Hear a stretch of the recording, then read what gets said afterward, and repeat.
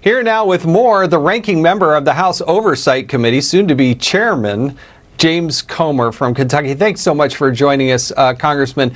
I got to tell you that the information that we've seen is stunning. Elon Musk released the information as he promised. It went from Matt Taibbi, the journalist, and it is a stunning array of content about what was going on behind the scenes. One of the things that stuck out to me, Congressman, was James Baker. James Baker, who was the general counsel there dealing with the Sussman information at the FBI, highly controversial, is now over at Twitter. And you see this array and this volley of tweets or emails that are going back and forth. They cannot figure out how to justify this type of suppression.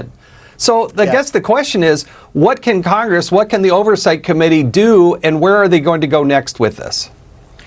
Well, in January, Jason, when I take your old position as chairman of the House Oversight Committee, I can promise you this: every employee at Twitter who was involved in suppressing the Hunter Biden laptop story will have an opportunity to come before Congress and explain their actions to the American people. This was a huge story. When we announced the investigation of the Biden family and referenced material from the laptop, many in the mainstream media said, well, this is just a conspiracy theory. The mainstream media is still trying to use the old talking points that the laptop is somehow Russian disinformation. We know from CBS's forensic audit the laptop is legitimate, and now we know from Elon Musk that there was correspondence between the Biden campaign and the Democrat National Committee to suppress this story. I believe this story would have had a huge impact on the presidential election. We had a very close presidential election, and when you look at what's in the laptop, it's very concerning. There was no evidence ever at any time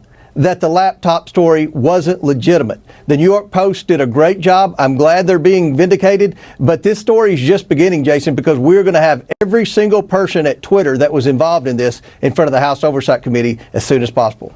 Well, in one of the tweets Matt Taibbi put out, the very last one he said as he basically cut it off for tonight, is that there'll be more information about shadow banning, about suppression, about fake accounts, about all these types of things that I think conservatives and Republicans have been saying for so long, and yet chastise it every single step of the way.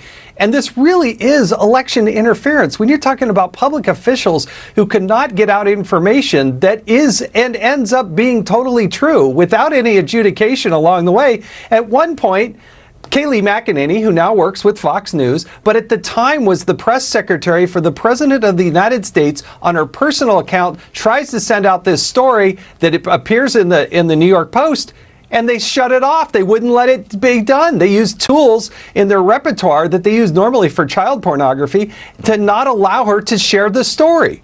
That is election suppression. It is election suppression.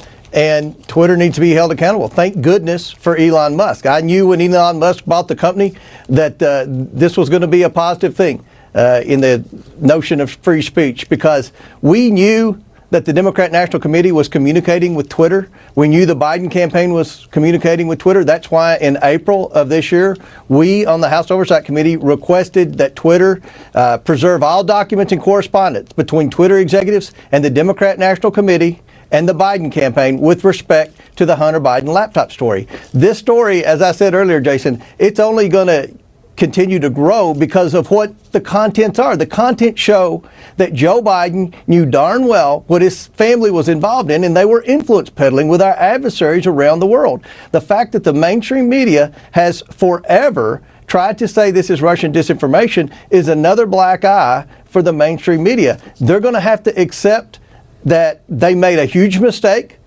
and they're going to have to accept the contents of the laptop are very damaging to Joe Biden. I'm glad the truth is out, but I look very forward to hearing from the Twitter executives in front of your old committee, Jason, and allowing them to have an opportunity to explain what evidence they had to suppress such an important story days before a major presidential election. Well, Congressman, I look forward to you being chairman and being able to use that subpoena power.